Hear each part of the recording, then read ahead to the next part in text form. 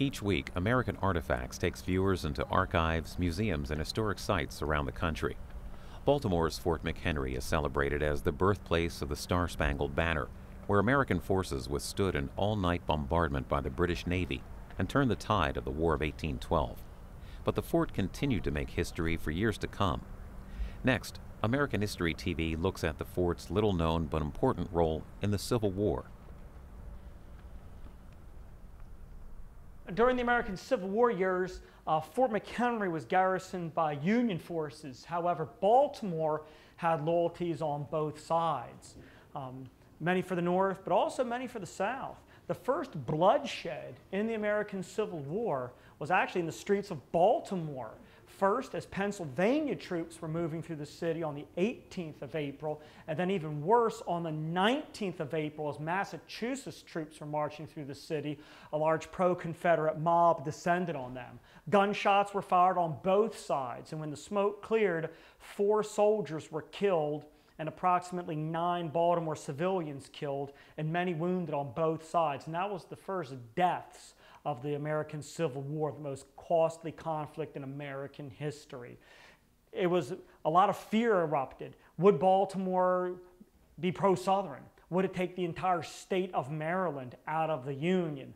Not long thereafter, Union forces under Benjamin Butler occupied Federal Hill, a large hill near the inner harbor of Baltimore, aimed their cannons at the city, and the big cannons of this fort were swiveled onto the city itself. And if there was another pro-Confederate riot, Fort McHenry could bombard Baltimore back into the Union. The second step, though, was anyone accused of aiding and supporting the Southern cause would be arrested. And many of those arrested would be brought to this very room in which I'm now standing. President Abraham Lincoln suspended the writ of habeas corpus.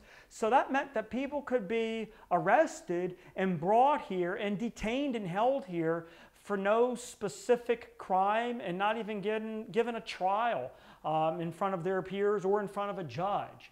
Many people saw this as an abuse of rights, and some in Baltimore said, Lincoln has set himself up as king, and Fort McHenry is his Baltimore Bastille, an allusion to the King of France a couple generations earlier.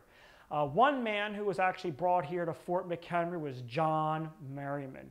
John Merryman was an officer in a pro-Confederate horse unit called the Baltimore County Horse Guards. And even though the unit had been disbanded, they had a reputation of being pro-Southern. John Merryman was arrested under the pretext of training pro-Confederates on his property. So this cavalry unit evidently drilled some on his property. Merryman was brought here and held in one of these rooms, perhaps for a period of time, this very room. Word got out, and the Chief Justice of the Supreme Court at that time, Roger Brooke Taney, who happened to be in Baltimore, actually condemned the decision. Now, he did not condemn it as the Chief Justice. He did it as a more local judge in chambers, but he actually issued a stern condemnation on President Abraham Lincoln, saying that Lincoln did not have the power to suspend the writ of habeas corpus, and that not only did he himself not have the power, but he even delegated that power, which he did not have, to other Union officers in the area, in clear violation of the Constitution of the United States. Not long thereafter, a federal marshal, taking his orders, came to Fort McHenry to demand the release of this John Merryman, and he was turned away at the fort's gates by Union soldiers under the orders of the commanding officer of Fort McHenry, saying he took his orders from the president, and the president ordered that Merryman stay detained. So really here at Fort McHenry in those early days of the Civil War was a constitutional crisis, a time where at least one representative of the judicial branch and the executive branch came at loggerheads with one another. These were swift, decisive measures that the Union, that the Lincoln administration took to secure Baltimore for the Union cause. By securing Baltimore for the Union cause, it helped keep the state of Maryland from seceding from the Union, and that resulted in Maryland staying loyal to the Union cause as well. So Fort McHenry was an important Union fort during the American Civil War years.